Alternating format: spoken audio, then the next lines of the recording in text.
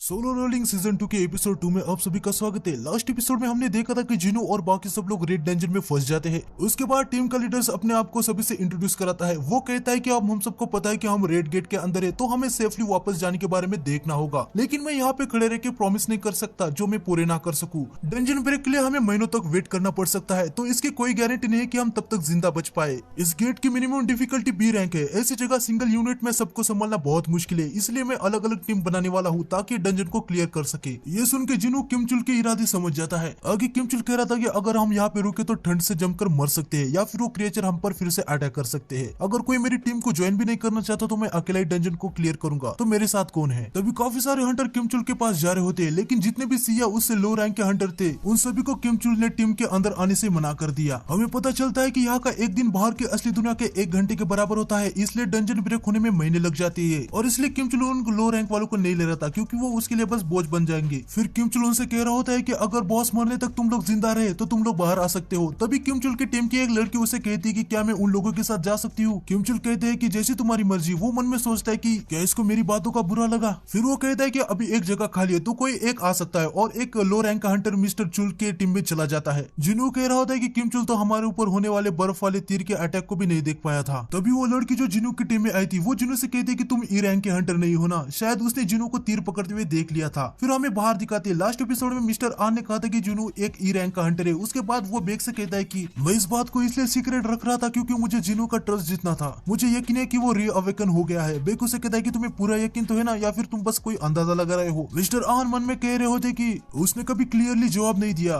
वो बेग से कहता है कि फिलहाल तो ये मेरा अंदाजा ही है। ये सुन के बेग कहता है तो हमारी आखिरी उम्मीद बस किमचुल है। मिस्टर आन मन में कह रहे होते कि अगर मिस्टर बेग आप जिनू को एक्शन में देखते ना, तब आपको पता चलता कि मैं क्या कहने की कोशिश कर रहा हूँ। तभी सर्विलेशन टीम के फर्स्ट डिवीजन का मैनेजर जू सांगचन कहता है किमचुल संभाल लेगा सर, उसका रिकॉर्ड काफी अच्छा है। उसकी फाइटिंग की एबिलिटीज भी व्हाइट टाइगर गिल्ड के दूसरे स्क्वाड मेंबर की तरह ही है। ये सुन के बेग को थोड़ा सा रिलीफ मिलता है। वो आशा करता है कि किमचुल बाकी बी रैंक के हंटर के साथ डंजन को क्लियर कर देगा। सांगचन मिस्टर आन से कह रहे होते कि आप किसी ई रैंक के हंटर की बात कर रहे हो जो री अवेक हो गया है। मुझे लगता है कि किमचुल उस जैसे बिना इन एक्सपीरियंस हंटर से काफी ज्यादा परफेक्ट है। मिस्टर आन मन में कह रहे होते कि वो तो आखिर में देखा जाएगा कि कौन सही है। डोंगसू भी यहाँ पे पहुंच चुका था। वो कहता है कि यहाँ पे चल क्या रहा है, ये तो एक सी रैंक का गेट होना चाहिए था ना, ए रैंक का गेट अपीयर हो गया क्या। वैसे व्हाइट गिल्ड का मास्टर यहाँ पे क्या कर रहा है। बेग डोंगसू को बड़े ही गुस्से भरे नजरों से देखता है, और बाकी सब डोंगसू को देख के काफी ज्यादा डर रहे थे। बेग डोंगसू से पूछता है कि तुम कोरिया में क्या कर रहे हो। डोंगसू से कहता है कि मेरा थोड़ा सा काम है यहाँ पे। वैसे वो ई रैंक वाला हंटर व्हाइट गिल्ड टाइगर में ज्वाइन हुआ है, तुमने ऐसे ई रैंक के लूजर को आखिर अपने गिल्ड में आने क्यों दिया। बेग कहता है कि आखिर तुम किसकी बात कर रहे हो। डोंगसू कहता है मैं जुनू की बात कर रहा हूँ जो अभी अभी डंजन में गया है। संग जुनू का नाम सुन के बेग थोड़ा सा हैरान हो जाता है। वो सोचता है कि डोंगसू जुनू को कैसे जानता है। डोंगसू गेट को छूता है और कहता है कि यार ये तो एक रेड गेट है। फिर हमें जुनू को दिखाते हैं। वो उस लड़की से पूछता है कि तुम सभी तो यहाँ पे नहीं हो, तो ऐसी सिचुएशन में भी तुम इतने शांत कैसे हो सकते हो। वो लड़की बताती है कि क्योंकि हमें ट्रेनिंग में सबसे पहले यही बात बताई गई थी कि डंजन में कुछ भी हो सकता है, और किमचुल को व्हाइट टाइगर गिल्ड के इलाइट स्ट्राइक स्क्वाड में ज्वाइन होने के लिए स्पेशल ट्रेनिंग भी दी गई है। फिर दोनों टीम अपने अपने रास्ते तय करती है और एक दूसरे को गुड लक कहती है। वो लड़की जिनू से कहती है कि आपने अभी भी मेरे सवाल का जवाब नहीं दिया। जिनू उसे फिर से कुछ खास जवाब नहीं देता। वो लड़की समझ जाती है कि जिनू कम से कम ए या उससे भी ज्यादा रैंक का हंटर है। आगे किमचुल को आइस बियर के नाखून के निशान दिखते हैं। वो कहता है कि उनको रुक जाना चाहिए था। लगता है उस ई रैंक हंटर की वजह से बाकी सबकी जान चली जाएगी। तभी उसका एक साथी कहता है जाने दो, अब ई रैंक वाले से क्या ही एक्सपेक्ट करना, उसे तो ढंग की ट्रेनिंग भी नहीं मिली होगी। तभी किमचुल सोचने लगता है उनके टीम में ज्यादातर सी रैंक और एक बी रैंक का भी हंटर था, तो मुझे वो ग्रुप का लीडर क्यों लगा। जाने तो वैसे भी वो मर जाएगा। फिर हमें बाहर दिखाते हैं जहाँ डोंगसू को यकीन नहीं हो रहा था कि ये रेड गेट है। उसकी सारी मेहनत पे पानी फिर गया था। वो कहता है कि तुम्हारा पता लगाना मुश्किल है जिनू। और यहाँ बेग भी काफी ज्यादा कंफ्यूज था। उसे कुछ समझ नहीं आ रहा था कि सभी लोग जिनू के पीछे क्यों पड़े हैं। आगे हम देखते हैं कि किमचुल कुछ आइस बियर को मार डालता है। उसकी टीम के सारे मेंबर काफी ज्यादा खुश हो रहे होते हैं। वो कहते हैं कि हम सेफ है, पर किमचुल मन में कह रहा होता है कि मैं इतना तो स्ट्रांग हूँ कि कुछ आइस बियर को मार सकता हूँ। बाकी मेंबर जल्दी से बियर का मीट ले रहे होते हैं जो कुछ दिन इनके खाने के लिए ठीक है। किमचुल के मेंबर कह रहे होते हैं कि चलो अभी हमें थोड़ा सा आराम करना चाहिए, हमारी शुरुआत तो काफी अच्छी हुई है। किमचुल उनसे कहता है कि ये तुम लोग क्या बात कर रहे हो, जब तक हम इस फॉरेस्ट से नहीं निकलते तब तक हमें काफी सावधानी से काम लेना होगा। फिर हमें जिनू और उसके टीम को दिखाते हैं। तभी वो लड़की कहती है सब लोग रुक जाओ, हम इससे आगे नहीं जा सकते। जिनू पूछता है क्यों। वो लड़की कहती है कि देखो उस जगह पे काफी सारे निशाने, ये पूरा एरिया आइस बियर का है, हमें उन मैजिक बीस्ट से आने से पहले यहाँ से वापस निकलना चाहिए। जिनू कहता है तो ये पूरा एरिया आइस बीस्ट का है। वो लड़की सोचने लगती है क्या मैंने कुछ गलत कहा। वो जिनू को कहती है हाँ। जिनू कहता है तो हमें इधर से वापस जाने की क्या जरूरत है। वो लड़की है कि मैंने जो कहा आपने वो सुना नहीं क्या, आप मरना चाहते हो। जिनू उसे समझाता है अगर ये एरिया बियर्स का है इसका मतलब यहाँ पे हमारे दुश्मन से बियर्स है और उनकी चिंता करने की कोई जरूरत नहीं है, उन आइस एल्फ से इनका मुकाबला करना आसान है। वो लड़की समझ जाती है, वो कहती है कि ये बात मेरे दिमाग में क्यों नहीं आई। फिर जिनू उस लड़की से कह रहा होता है कि क्या तुम्हें इस आउटफिट में ठंडी नहीं लग रही। वो अपनी इन्वेंटरी खोल के सबको वार्म फूर कोट देता है। उस लड़की के साथ सभी के सभी जिनू का ये मैजिक देख के काफी ज्यादा शॉक हो जाते हैं। सॉन्गी कहती है कि मिस्टर आप क्या है। जिनू उसे कहता है कि मेरी वजह से तुम यहाँ पे फंस चुकी हो, तो मैं तुमको प्रोटेक्ट करूंगा, इसके बदले तुम मुझसे कोई भी सवाल नहीं करोगी और तुम सब पर भी ये बात लागू होती है। तभी वहाँ पे आइस बियर आ जाता है, सभी लोग पैनिक हो जाते हैं। वो जिनू से कह रहे थे कि आपने तो कहा था कि इस आइस बियर के बारे में चिंता करने की कोई भी जरूरत नहीं, पर यह हाई रैंक के आइस बीस्ट है। वो लड़की कहती है कि हमें यहाँ पे आना ही नहीं चाहिए था, मैं इसे डिस्ट्रैक्ट करती हूँ, तुम लोग इसे मारने के लिए कोई रास्ता ढूंढो। तभी जिनू उसे शांत करता है और आगे जाता है और उसे कहता है कि तुम चिंता मत करो, मैं इसे देख लेता हूँ। वो लड़की कहती है कि चाहे तुम कितने भी स्ट्रॉन्ग हो, पर वो बीस्ट हाई रैंक का है। जिनू वुल्फ असिस्टेंट टाइटल में स्विच करता है, जिससे बीस्ट टाइप मॉन्स्टर के खिलाफ जिनू को सारी एबिलिटीज 40% बढ़ जाती है। जिनू एक लंबी छलांग लगाता है। वो मन में कह रहा होता है कि अभी के लेवल और टाइटल को ऐड करने से मैं इसको अपने हाथों से ही हरा सकता हूँ। और वो उस बीस्ट के सिर के ऊपर एक जोरदार मुक्का मारता है। इसे देख के सभी लोग काफी ज्यादा शॉक हो जाते हैं और कहने लगते हैं उसने एक ही पंच पे आइस बीस्ट को हरा दिया। जिनुओ को काफी सारे एक्सपीरियंस पॉइंट मिलते हैं, क्योंकि ये जो मॉन्स्टर होता है ना, ये हाई रैंक का होता है और जिनु का लेवल भी अप हो जाता है। वो लड़की जिनु से कह रही होती कि आखिरकार आप है कौन। फिर हमें बाहर दिखाते हैं जहाँ बेग डोंगसू से पूछ रहा होता है कि तुम यहाँ जिनु के लिए क्यों आए हो, आखिर तुम्हें उससे क्या काम है। डोंगसू से कहता है कि इससे तुम्हें कुछ लेना देना नहीं है, मुझे उसके साथ थोड़ी मस्ती करनी है। बेग उसे कहता है कि चाहे तुम्हारा उसके साथ कोई भी काम हो, पर रेड डेंजन का हम कुछ नहीं कर सकते,